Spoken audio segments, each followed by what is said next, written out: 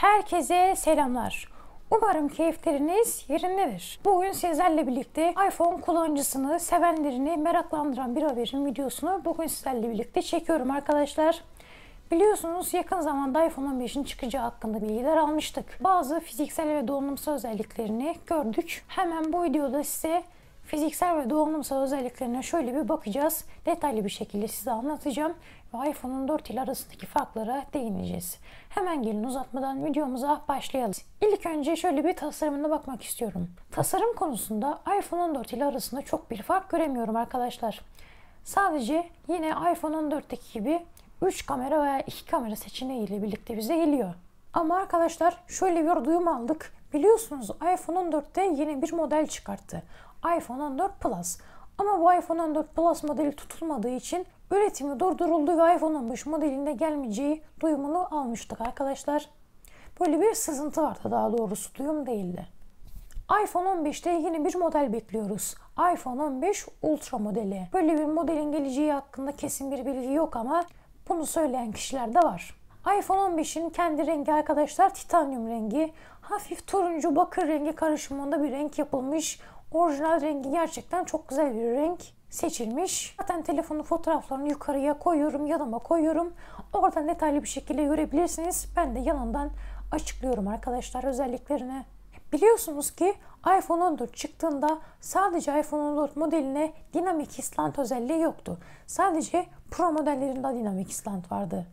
Ama arkadaşlar iPhone 15'te sadece iPhone 15 modeline bile dinamik islant özelliğini koyacağı duyumunu aldık. Bu iPhone kullanıcılarını sevindirdi. Çünkü herkesin bütçesi iPhone'un Pro Max modellerine yetmiyordu arkadaşlar. Şimdi iPhone 15 modeline de dinamik islant özelliğini koyarsa gerçekten kullanıcıları çok memnun kalır. Evet arkadaşlar, iPhone 15'te Pro modellerinde ise şöyle güzel bir duyum aldık. Pro modellerinde 120 Hz ekran konulacak. Evet, yanlış duymadınız. iPhone Hz'lerini yükseltti. 120 Hz'lik bir ekran konulacakmış diye bir duyum aldık. Sadece iPhone 15 modelinde ise 60 Hz'lik bir ekran olacakmış. Şimdiki donanımsal özelliklerine bir bakalım. Şöyle içine bir girelim. Evet arkadaşlar, iPhone 15'te Pro Max modelinde 8 GB'lık bir RAM konulacağı söyleniyor.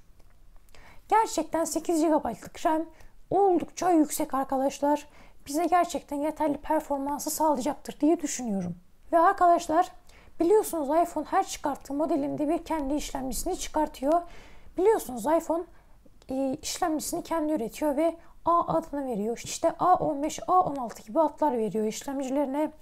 Burada ise arkadaşlar A17 işlemcisi büyük ihtimalle çıkacaktır diye düşünüyorum. Biliyorsunuz A16 işlemcisi çok performanslı bir şekilde çalışabiliyordu iPhone 14 modelinde. A17 işlemcisinin artık performansını düşünemiyorum bile. Pro modellerinde arkadaşlar 10x'e kadar zoom bekleniyor.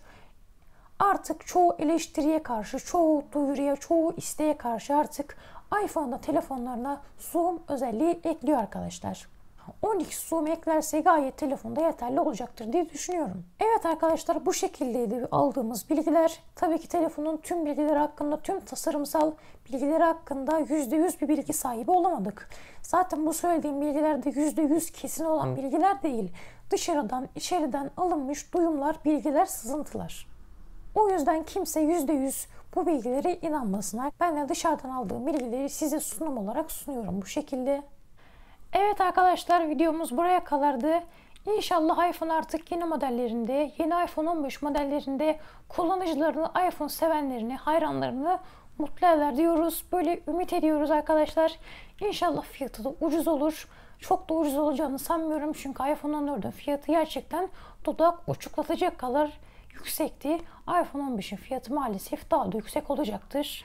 Keşke böyle şeyleri konuşmasak ama maalesef biliyorsunuz euro, dolar çok yüksek, fiyatlar da doğal olarak çok yüksek oluyor. Diyerekten artık videomun sonuna geliyorum arkadaşlar. Kanalıma abone olup videoma like atmayı unutmayın. Aklınızda soru varsa yorumlara yazmayı unutmayın. Yorumları tek tek cevaplayacağım, açıklayacağım. Diğer videolarda görüşmek üzere. Hoşça kalın. Kendinize çok iyi bakın.